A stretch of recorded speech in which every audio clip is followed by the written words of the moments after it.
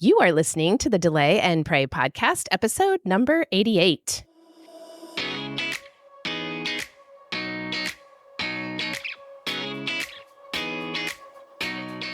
Welcome to the Delay and Pray podcast, where certified Catholic and weight loss coach Beth Bubick teaches you how to permanently lose weight through spiritual fasting.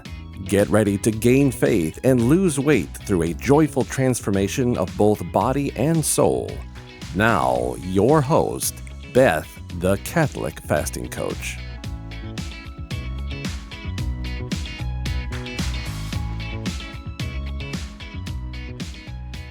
Hello, everyone. Oh, we are reaching the middle of summer now, and it is wonderful. So, how are you doing on your spiritual fasting routine?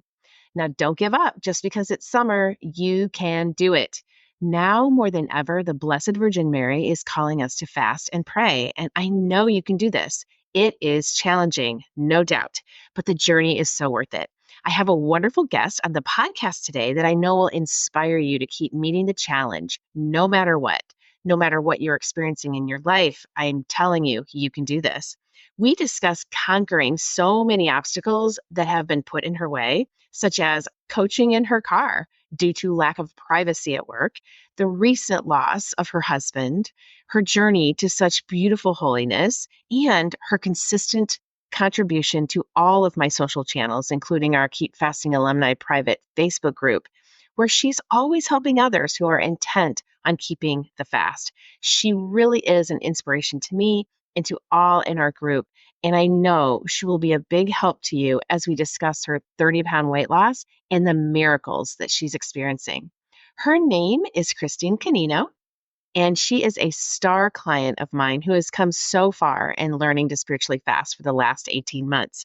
She has really embraced her weight struggle as a gift and understands that adversity is just part of gaining faith and virtue. She's a joy to coach and always has a nugget of valuable information to share with the group to keep us all on track with fasting.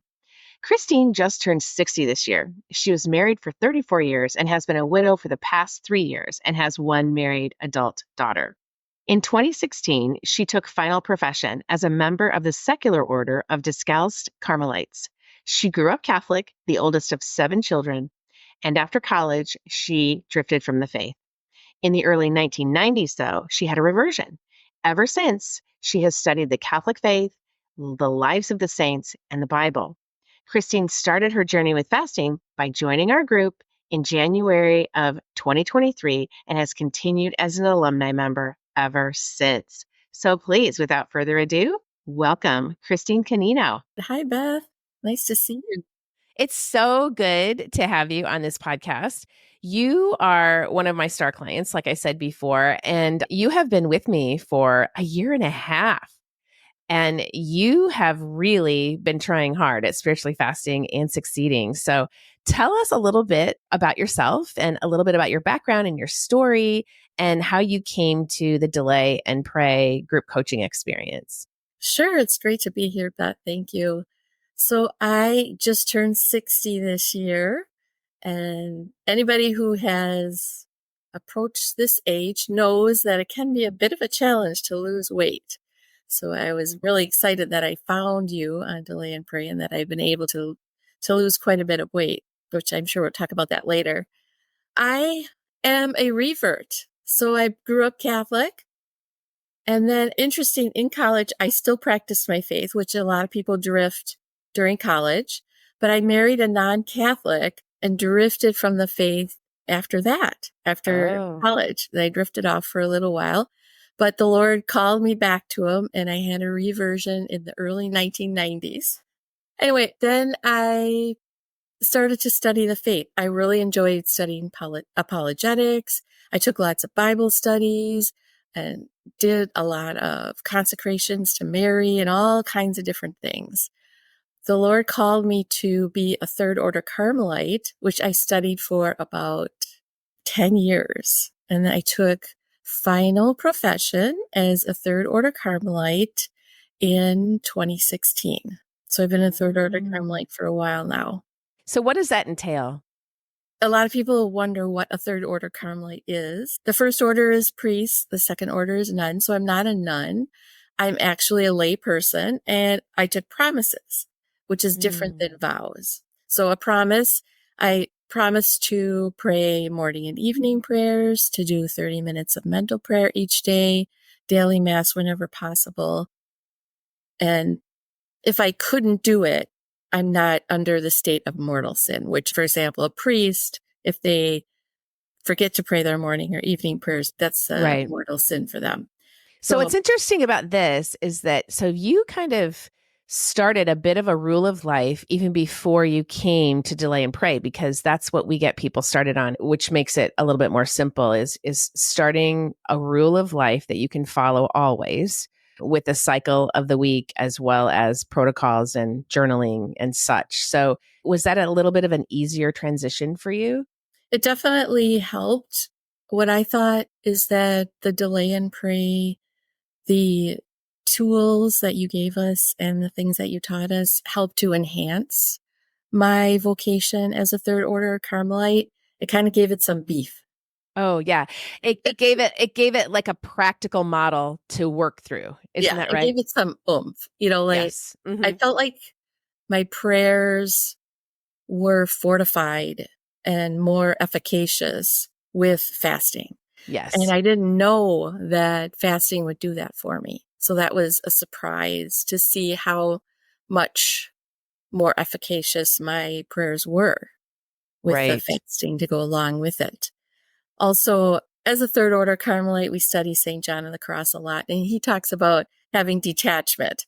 And this is a perfect program if one wants to learn detachment.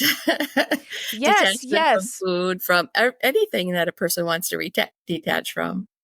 You know, it's funny when I do campaigns to market women coming into the program, the most successful campaign is always Christ over sugar.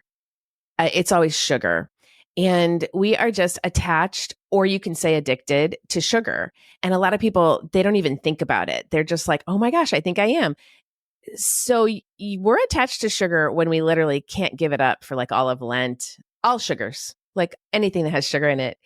Yeah, then you're attached to it. And St. John of the Cross says, well, I can help you detach. And a lot of that it's through spiritual fasting, not dieting. It's through spiritual fasting is how you actually, through Christ, detach from sugar or flour or alcohol or all three. You can start with all three. You can start with one. So yes, I bring up St. John of the Cross in the course. And so go ahead and continue. Okay, so I've been a third order Carmelite practicing, and I've been married for almost 34 years. And 3 years ago, I became a widow. So what happened is, first my husband had a heart attack and a stroke, and he went into the nursing home. So I spent a year by myself, and then he passed. And then I spent a year grieving. And during that time, I used food to buffer. Yeah. Now I know what that is. In my mind, I was grieving, which, yes. And God does give us the things of this world to give us comfort. But I could see that I had been overdoing that. So Yes. I gained a bunch of weight and my health deteriorated. And I just decided that I did not want my health to continue to deteriorate. And I didn't want to be using food. I wanted to be relying totally on the Lord for everything that I needed. So I ended up finding Metanoia Catholic when I went hunting for some help. And then I heard a podcast where Aaron interviewed you. And I thought, oh, this sounds like what I need. Yes. So I kind of knew that this was, the Lord really led me to you and said, this is what I really needed. So I knew. I joined your program in January of 2023. So it's been about a year and a half. I'm stubborn and pigheaded and a slow learner. So Me too. Me too. Yes. and that Yes. stubbornness is good sometimes because we need it to survive. Right. But sometimes it takes a while to learn all the different techniques. And I did lose 30 pounds in the first year. And it did take, I was slow. I'm a slow learner. Slow. a slow loser. But I feel like I've made the changes that they're going to stick. And Yeah. I've seen the evidence of that in my life now. I still have some more to go. When I went in for a physical this past year, a lot of my numbers were a lot better than they were, but a few of them were still high. So I'm continuing on in my fasting and growing in health journey. The doctor told me to lose 20 more pounds and exercise more. Mhm. So I've lost 5 of that 20 so far. So I have 15 more to get to my next goal. And my impossible goal, I still have 35 to go yet to get to my impossible goal. But I'm Yes. halfway there.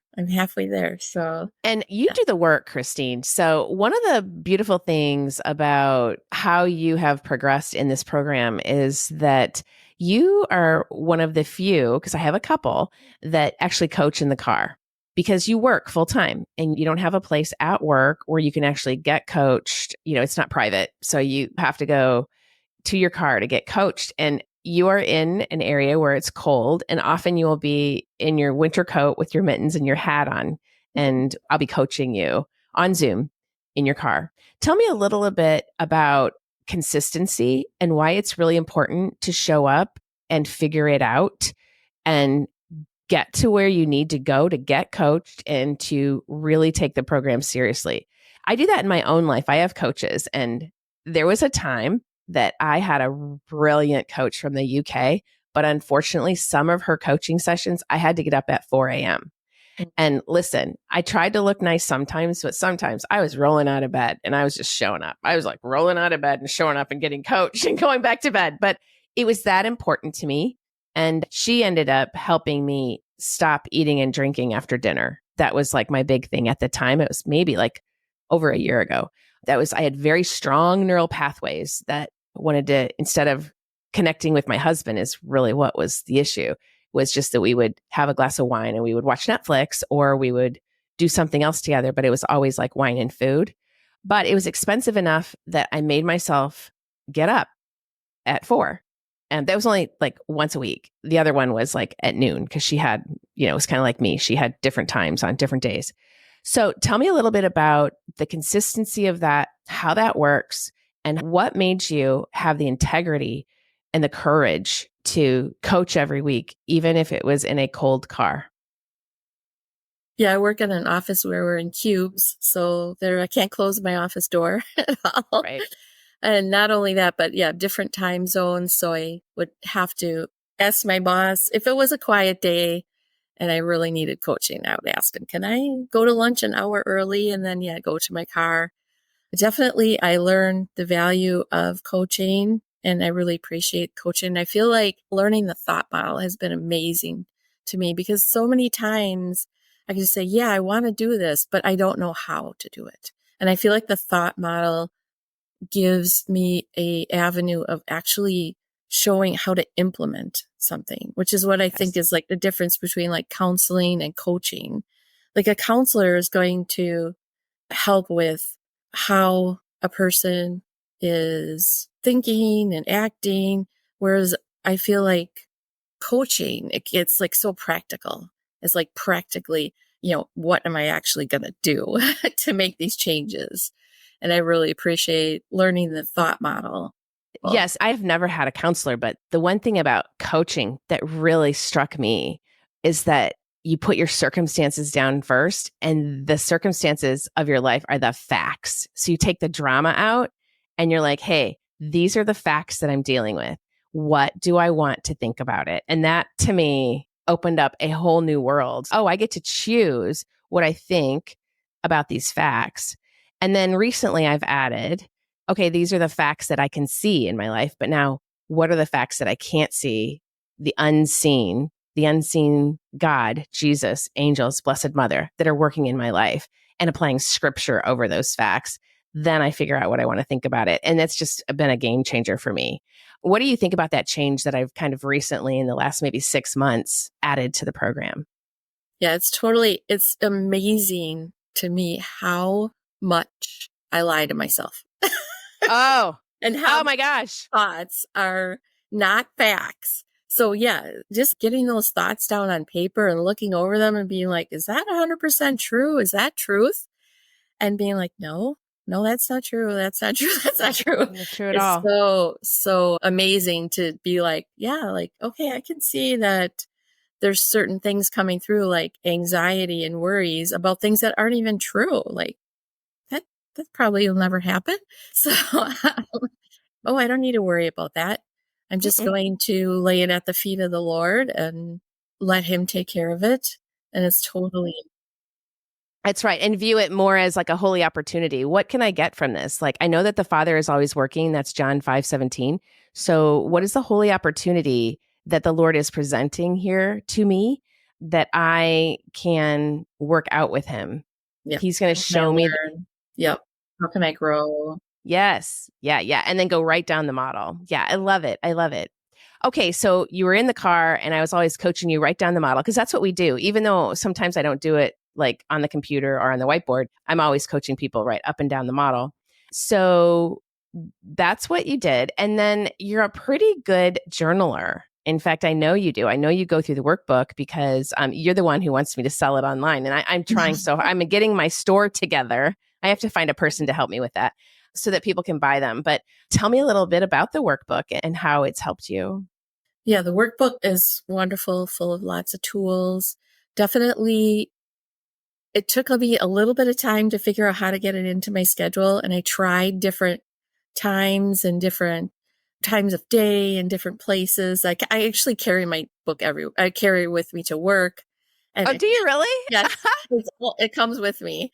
Yeah. Yeah, which way I kind of like the bound one. So it Mhm. comes all over with me. So then I can be writing down my thoughts. So I'll start in the morning when I'm during my meditation. If there's different thoughts that are coming into my mind, I'll just start writing them down. And then at work, lots of thoughts come up while at work, Yeah. right? Get those down and evaluate them as I go throughout the day. I'll evaluate my thoughts and do my thought model. I tend to be a morning person, and sometimes at the end of the day, I'm really tired. So I will kind of do things more earlier in the day, just knowing that it's more likely to get more likely to get done. But definitely like doing the evaluation in the evening of how did the day go.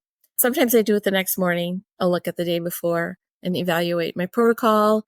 How did I do on my protocol? What changes or adjustments might I want to make? Because I feel like I'm still learning about my body. There's so many variables and so much to Yeah. learn about like what's the best food to eat, what's the best time to eat, how do I feel the best? What makes me sleepy? What gives me energy? That type of thing. Yeah, that's really important. And that's why we write it down. It's called the great experiment. I mean, that's what I call it because we have to figure out what's great for our bodies. And I can tell you, after traveling out of the country for 2 weeks on pilgrimage, I had a different food palate, just different choices of food. And I didn't feel as well. But I came home and then it's a struggle to kind of get back a little bit. But this is a lifestyle, isn't it? Like you just go in and out of it sometimes. Like, okay, so I'm on vacation or things happen and there's a funeral or your kids are staying with you or something, circumstances out of your control. But you can normally control the amount of food you eat and pretty much find salad, pretty much find those vegetables and that protein and just go there. Not always easy. It's not always easy, but But you're doing that. You're doing that though, aren't you? You're finding the veggies, you're finding the protein and a little bit of fat and you're working out that metabolic flexibility. And tell me a little bit about that because we are always coaching on feasting. Ah, those Sundays are feasting with the Lord, the Eucharist. Yay. And then there's the food. when I first started the program on Sundays, I will admit that I used to eat anything and everything. Mhm. So I overdid my feasting and it took time for me to learn to choose one thing. So Yeah. it took me a long time to get from eating all day long to just maybe I would have 3 things, one after each meal, and then down to recently I've been able to have just one thing, choose one thing Yes. to have a little feast on. And it's been really interesting to experience the metabolic flexibility to be able to have maybe just a little bit of sugar. So I had a little bit of cake at my mother-in-law's 92nd birthday. Oh, it was a homemade cake that my nephew made. It was a coconut cake. oh, it And sounds awesome. they wanted to give me a huge piece, and I said, no, thank you. And they're like, you can take it home. And I'm thinking, no, I'll be eating that for days. I didn't need that. And so I had just a sliver of a sliver. And it was wonderful to enjoy a few bites of that, maybe this 4 or 5 bites. And it was just perfect. It's just Yeah. perfect. So Yeah. being able to experience the joy of, the Lord he gave us these sweets and treats and sugar too, but be able to enjoy just a few bites and be satisfied is amazing. And I'm really grateful for that. And I can't Yeah. wait to continue to grow and learn in doing that, because I did struggle over the Easter octave. I had treat like every day, and that ended up being too many days in a row. So, Well, tell the audience a little bit about that, how you brought in banana bread to work, because we coached on that. Like when we think of feasting, okay, we think of lots of food. We just think of lots of sugar, lots of flour, and a little bit of alcohol, or yes or no. But there's a different way that we can think about it. And so it's a transition. It really is a transition. So tell us a little bit about how that worked with you on the Easter octave. yeah. A lot of people don't even know about the Easter octave, Christine. So you might have to explain a little. In the program, we celebrate solemnities and octaves. Yes. The Easter octave for 9 days after Easter are non-fasting days. They're all feast days. So each day I brought a sweet treat to work, because in my mind I thought that, well, I hadn't been eating donuts and cookies and all the things at work. And so I wanted to bring things in I could eat. But yeah, it ended up being too much. So next time that we come to Christmas or in the Easter, I'm going to choose one day to bring in one thing.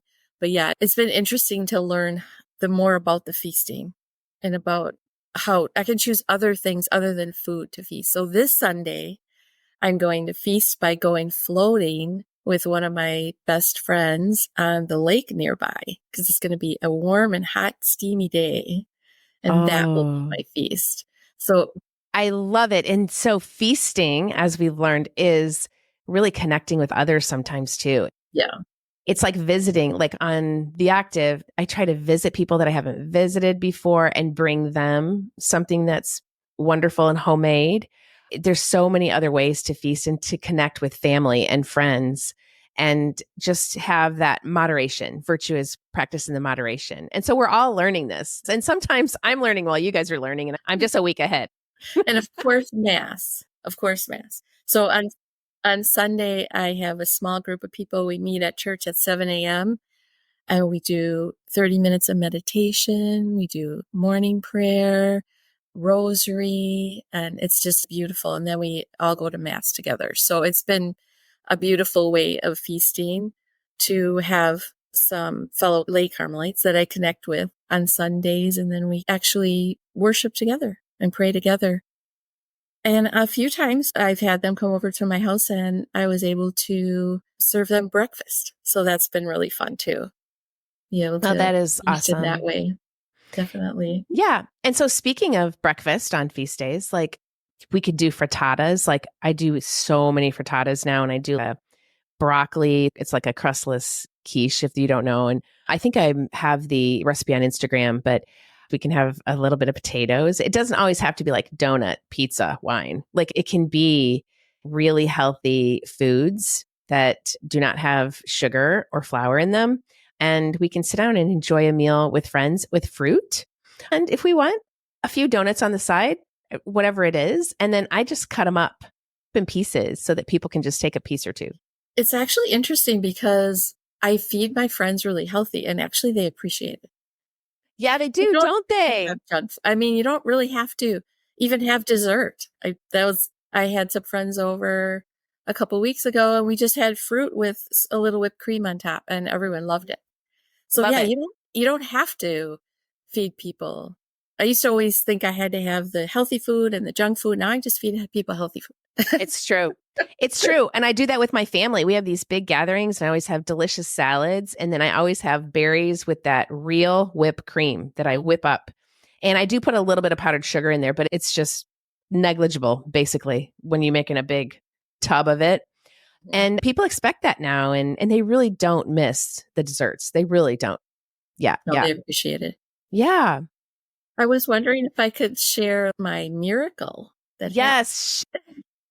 Share the miracle. Yes. So what we do is we fast for a physical goal, which is usually weight and blood work, trying to get healthy, fit in body. But now we're trying to get fit in soul, and we're praying for spiritual goals. So usually for others and to have more conversion for ourselves. So tell us the miracles. So I've been praying for my family, of course. That's always, I think, the main thing that I focus on. And of course, for my healing as well. And it's been so interesting to see how the Lord works, because he kind of gives me little tiny miracles, and he'll give me little surprises here and there, kind of just like, I'm here, just letting me know I'm here. He hears me, and he knows that I'm trying and I'm working on these things. And every once in a while, I get a surprise. So this was a big surprise. My daughter and her husband were looking for a new house in the St. Paul, Minneapolis area. And I don't know, the housing market when they were looking was just probably, well, it was in 2023 in the spring. It was very difficult. They had actually put offers on over 23 houses. They had put offers on so many, and they kept getting outbid every single time. And all I was praying for is that they would be in a safe place. I just wanted them to be happy and have a safe place, and a place where they could enjoy their home, and their home would be a healthy home because of some medical issues that my daughter had. So I was just hoping they had a healthy home and a safe home. And that was what I was praying and fasting for. They were looking for houses that were about a half an hour away from where I live, and which I understood that they had been living in St. Paul, and I live in Wisconsin in a nearby suburb. And one day, my daughter pulls up in the driveway, and she says, "Guess what? We bought a house." I said, "You bought a house?" And she says, "Yeah, it's just down the street and around the corner." I was like, "What?" So they actually got a house that's 1 mile away from my house. What a miracle. Yes. Oh my I wasn't even goodness. praying for that. I just wanted them to be safe and happy. And here they are very close, and it's been wonderful to have her so close. I don't have to call up and be like, "Can I come over?"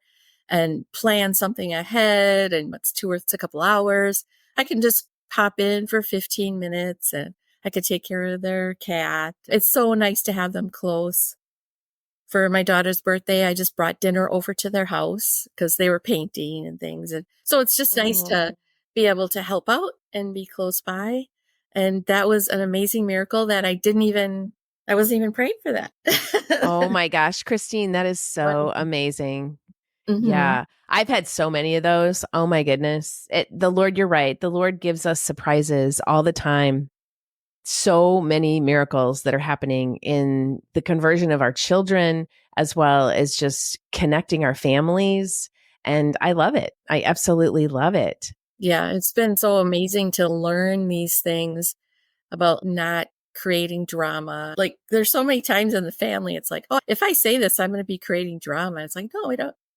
Just having new ways of thinking about things, it affects my entire life. Yes. And how I relate to people and how I spend my time. And it's just been amazing. Yeah. That is that sacred pause that we learn in the model. And it will enable your children to want to live a block and a half from you. Exactly. Because you also think, like, one of the biggest things I think to myself is I'm 59 and my daughter is not. She's 28. So she doesn't have the wisdom. And so when she's saying things that could be like, before the model, I could have thought about that as like rejection or just be hurtful. I am like, oh, I know exactly what she means by that. It's completely loving. She's 28. And I know exactly what she's thinking there. So I can just be quiet and be like, yeah, absolutely. Not a problem. Mm-hmm. Yeah, those are important lessons to learn, and sure make life a lot easier to live. They do. They really, really do.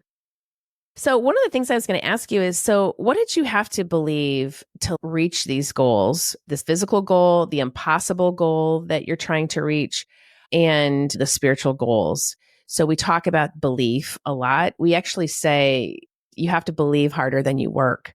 Like there's a belief to everything. You really do have to trust and have faith that the Lord is going to work in your favor, that he must increase and I must decrease in John 3:30. Like it's something that is powerful. So what did you have to believe in order to make these things happen?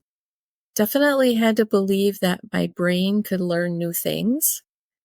Because, man, those neural pathways are awfully stubborn sometimes. Yeah. For example, every time I walk out to shipping, I used to eat a piece of candy. And even though I've only had a piece of candy in the past year and a half, maybe 2 or 3 times going out to shipping, still when I go out to shipping, my brain thinks, oh, you should get a piece of candy. Yeah. So I had to believe that my brain could learn new things. And I had to believe that I could notice what I was thinking and make a different choice. So I choose not to have any candy when I go out to shipping. I also had to believe too that I could change my patterns. For example, every time I would leave my mom's, so she's about a 5-hour drive, I would always stop and get a breakfast bagel sandwich, a bagel lunch sandwich, and a chai latte. Because, of course, I needed food and caffeine in the car, of course, for the long drive, right? Yeah. And I just couldn't give those things up. So first I gave up the lunch sandwich, then the breakfast sandwich, and lastly, I gave up the chai. So it took time. It took multiple times of leaving my mom's house, stopping and getting these things. And now I don't even think of it like, oh, I'm just driving home. I don't even think about stopping to get, I don't need bagel sandwiches. And I don't even need chai latte. I will take some tea with maybe a little bit of almond milk in it that has caffeine in it, just in case if I need some caffeine, but I can always stop and walk around if I need to too. So just learning that, hey, I can learn new patterns, that I can think new thoughts. I can change how I act. For example, after dinner, I also struggle with that eating after dinner or overeating at dinner. Now I can go to the health club or go outside for a walk instead of sitting in front of the TV, because sitting in front of the TV, one has to eat, of course. Yeah. And that actually brings up that old memory, those old neural pathways of, oh, here's what we do. We sit in front of the TV. We have cheese, crackers, chips, whatever it is, possibly alcohol, whatever it is. And then you feel terrible the next day. Yeah. So it does take movement. And we talk about that a little bit with the hunger hormones, leptin and ghrelin. I mean, there's biology, neurology, and theology behind it all. And the Lord can work miracles in your evenings, but you do have to do some of the work as well. So we're going to the sacraments, which is what I wanted to talk a little bit about next, to give you the grace to actually fill your intellect with truth in order to teach your will, talk your will into doing what is really for your highest good, which is not eating and drinking after dinner. That's really your highest good, because not only are you detaching from that sugar, flour, and alcohol, but it's really best for your soul, best for your body, and you can get better sleep. You wake up feeling better. And so if you actually substitute movement in there, like you did with the gym, I love that. And that's what I do too. If I'm having a hard stretch, because I do pickleball in the evenings on Wednesdays and golf on Fridays. Not always, but we try. And those are either my fasting days on bread and water or my one meal days. And I notice I'm just looking forward to that movement in the evening. And it's usually kind of warm. And then I come home, take a shower, I do my evening prayer, and I'm in bed. And I just look forward to those nights. But on those fasting days, I can feel like it's almost best that I have movement. Like I'm actually going somewhere and I have it scheduled. And that's how we do it. And it works beautifully. And it's almost like an offering. It's almost, the movement is like a prayer. It's like a holy hour in a way. Mm-hmm. Yeah, it was interesting. I noticed in December, I had the habit of going to the gym in the evening. And guess what? The gyms are empty in December in the evenings. Oh, wow. I never even thought about that. Yeah. People are at parties. Wonderful. Yeah. And people are super busy, and I had planned ahead, and I had all my Christmas presents and everything all bought and everything all wrapped. And so I was able to go to the gym each evening, enjoy it not being busy and crazy. So what do And, you do at the you know, gym? walk on the treadmill mostly, but then Okay. a little bit of lifting, a little bit, Hmm. of a core strengthening, that type of thing, but mostly the treadmill. Yeah. It just makes you feel so good in the evening, doesn't it? Yeah, my cardiovascular is so much better. There's a friend that I used to walk with, and I was be always out of breath by the end of our walk. And I started walking with her this season early in the summer, and she was the one out of breath, and I was fine. Yeah. So it's like, so it's amazing to see the body. It responds to the exercise and to eating healthy. Our bodies are amazing. They can It do is. anything. It is. And that exercise also helps with endorphins and it helps with dopamine and oxytocin, just all of those neurotransmitters to help us come home and pray and go to bed. It really is delay and pray. And the prayer is really important. And I wanted to tell you, Christine, what I learned on my pilgrimage was that the Divine Office, there's an app. I didn't realize that. And so in the evening prayer, and if we were on the bus coming home from a monastery or heading back into the hotel, they would actually put the recording in the bus. And so we could just listen to it. And I would be on my phone on the app and I would be reading along out loud when I needed to. I had no idea. I have a book, but that to me now in the evening, that's a godsend because sometimes I am really tired. I'm so tired.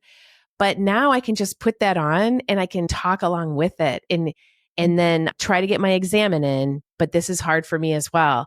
And sometimes I have to scoot that examen in, unfortunately, the next morning, but I'm getting better at it. I'm learning. But did you know that there was an app and that it literally plays the words for you? Oh yeah. Okay. Yep. Okay. People need to know that. Yeah. That Yeah. took you through it. Right. Right. Right. Definitely. I noticed the examen is super helpful too with confession. As I would do my examen, I would jot down little notes so that when I go to confession, I know exactly what to confess. Yes. And definitely asking Mary to help with my sins is always helpful too. So she has no problem telling me. Yeah. And do you actually invoke Our Lady of Sorrows to do that? Mhm. Yeah. Okay. Yeah. Because I that's know. what Father Ripperger always says Yeah. to invoke Our Lady of Sorrows to reveal to us our attachments and our sins. And that's really important for that nightly examen. I just want everyone to know that the Divine Office app is free, totally free. I mean, I think there's one on Hallow, but I don't follow Hallow, but it was a game changer for me on this pilgrimage. And it's something in the evening. I have no problem like you. Prayer in the morning is very easy for me. And it's just rote. And I love it. I look forward to it. I can't wait. In fact, I could pray like for hours, but I'm like, nope, got to get to work. But then the evening comes and I'm so tired. So I can take that 20 minutes and put that app on and then do the nightly examen beforehand so that I'm kind of up and I'm trying to do it. I'm getting better at that, but that's been the hardest part for me. Yeah, definitely. It's been Yeah. interesting to see. I've actually my goal is to do weekly confession. And that's something that I've never done before. And I have you to thank for that, Beth. You're welcome. And also the Lord, because he provided a time when I could easily go. So I have adoration on Tuesdays from 5 to 6. And guess they added confession at 6:00 on Tuesday evenings. I was like, thank you, Lord. So I have the opportunity to go to confession more often, which I find very helpful for continuing to grow spiritually and continue to grow in the detachment. Definitely. Isn't it funny, Christine, that I always used to think people go weekly? Like, what are they doing? I don't know. I was like, how does that work? But then what was happening was I went through some rough times where I wasn't following my protocol. And I was like, you know what it is? There's sin in my intellect. There's something, I've got sin going on. And I noticed that when I had sin going on, it was harder for me to spiritually fast. Venial, mortal, whatever it was. We have confession at so many churches every single day here. And so I just started when I felt like I had said something or done something or I was in a state of sin. I would go to confession and then I would find right afterwards, it was easier to spiritually fast. I was like, Yep. oh, I see. I see how this works. Mhm. So kind of started a bit of a confessor and trying to work that into my schedule on Fridays for me. It is really beautiful. It's really a great thing. It's not easy, everyone. I mean, you have to. And to remind everyone that it's okay to gradually go through this process. Yes. I mean, Yes. it's definitely something that's taken time to get to, and it's okay to Yes. take your time to get to these places. These milestones. Yeah. Yeah. And to be patient, I think you said to be patient with your impatience, or can't remember where I heard that. Be patient with your impatience. Be patient with your impatience. And remember a couple things that I always have written down here. So the Lord perfects us in our perseverance. That's from Saint Catherine of Siena. And I always say, how could the Lord help us and perfect us if we were not made to persevere? So it's a nunc caepi type of thing, which means begin again. And that's Venerable Bruno Lateri. And this is why suffering a bit through spiritual fasting is so good, because it's helping us to become perfect, like Jesus is perfect. And I just wanted to read a little bit from I'm actually doing a consecration to the holy face of Jesus. And I thought of this today. This is just so beautiful. It says, note that adversity is good for us if it comes from God. He loves to see those souls trying to approach him fight adversity with courage. Victory over or endurance of adversity makes us eager to find the true road and follow it. So when you're trying to spiritually fast, you are going to come up against some adversity. And when you start your rule of life, when you start the eat, fast, feast cycle and your protocol, you're going to come up with adversity. So those of you out there who are not in the program, have the book, and you're just trying on your own, do know it's going to take some time. You just have to keep going, keep recording what you're doing correctly, and then record what you can improve, because there's always going to be this adversity present in this earthly life. And then he says, Jesus teaches us by living a life of adversity in a poor house, because he was born poor and he lived a life of adversity. Obviously, the lesson is clear. Adversity makes a battleground of our souls in order to wrestle against evil. The victor comes out adorned with virtue. And that is the actual impossible goal that we're dealing with. The weight is a little bit secondary, but we do have to concentrate on the weight, because that brings us good blood work. Right, Christine? I mean, the weight is important. I mean, people say, oh, God doesn't care about my weight. Well, he does. He cares about what you eat. He really does. He wants you to be healthy, fit in body and soul, because we're body soul composite. But we have to learn to embrace this adversity. And once we can learn to embrace it and all of the struggle, and constantly be turning that over to Jesus every day. And believe me, I get down, I cry. I mean, I'm like, not often, but I do. But the model really helps me look at everything as holy opportunity now. It's just changed my whole life. And this adversity is just part of it. Yeah, there's a lot of adversity in life. I There definitely is. have been learning about offering up things. I feel like the prayer that fasting takes that suffering or that offering up to the next level. Yeah. When I had shingles in the spring, it was very painful. And I feel like learning about delay and pray kind of helped me get through that. But yeah, there were times in the middle of the night I was just up crying. I just cried for an hour because it was just terrible. horrible. Yeah, I've had those.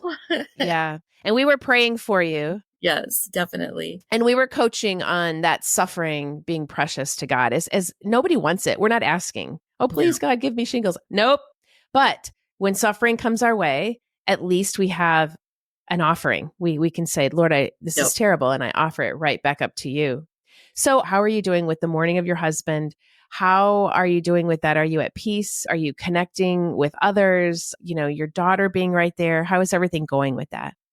So there was a lot of healing that took place in 2023, going through that. And I feel like, the Lord has taken me through a lot of it, and a lot of the grieving process and the process of kind of, you have to like redefine myself.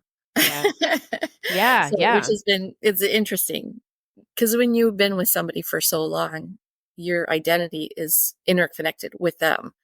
You're one flesh. Yeah, right. Exactly. So learning how to reinventing myself, I suppose you could call it.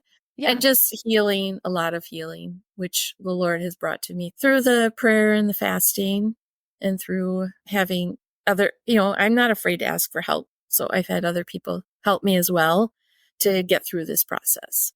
And I remember while listening to the Catechism of the Catholic Church, I remember when Father Mike was talking about how our desk can be our altar. So here I am at work, stuck in this box.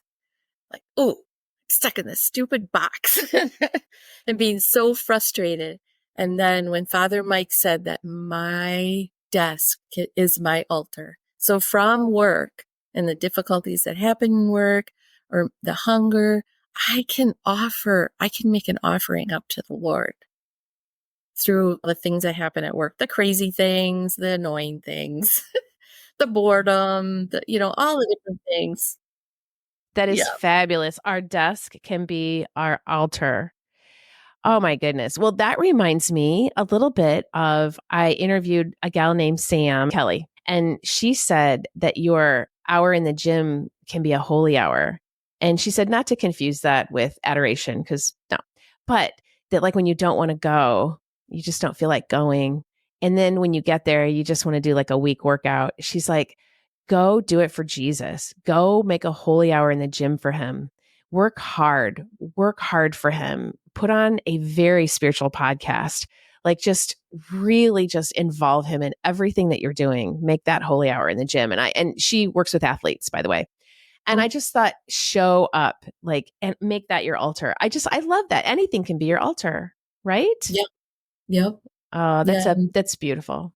Yeah. So I feel Love like it. Delay and Pray really helped me embrace that offering. Yeah, that And suffering. that being hungry reminds you.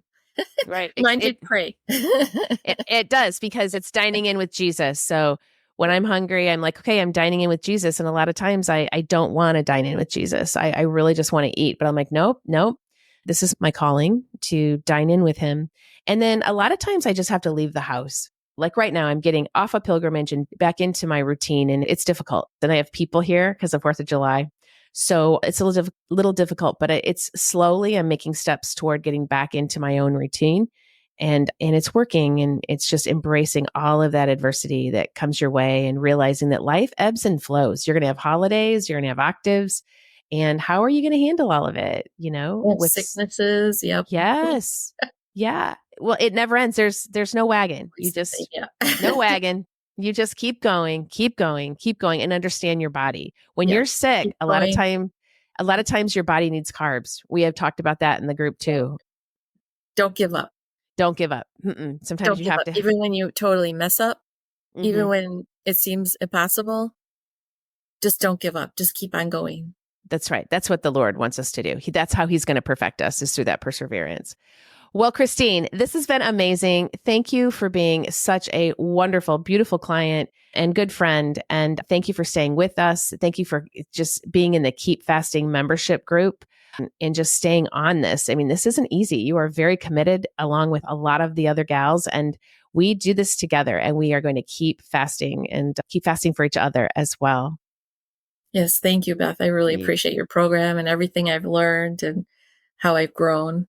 Oh, awesome. Really. And all the miracles, the miracles that we're definitely. experiencing is wonderful. I know they're all all going to come true. I do too. God bless you, Christine, and we will talk soon. God bless you too. I hope you enjoyed this podcast with Christine. I know you can do it too. Please come join us in the course, get on the wait list for the next enrollment, and share this podcast with your friends if it was inspiring to you, so that others will hear the great message of Delay and Pray, and we can build this spiritual fasting movement together. Have a great week, my friends. Keep praying and fasting, and I will talk to you next week. May God bless you and keep you always. If you are interested in learning more about spiritual fasting and permanent weight loss, then come join my course, Delay and Pray, a guided course for weight loss through spiritual fasting.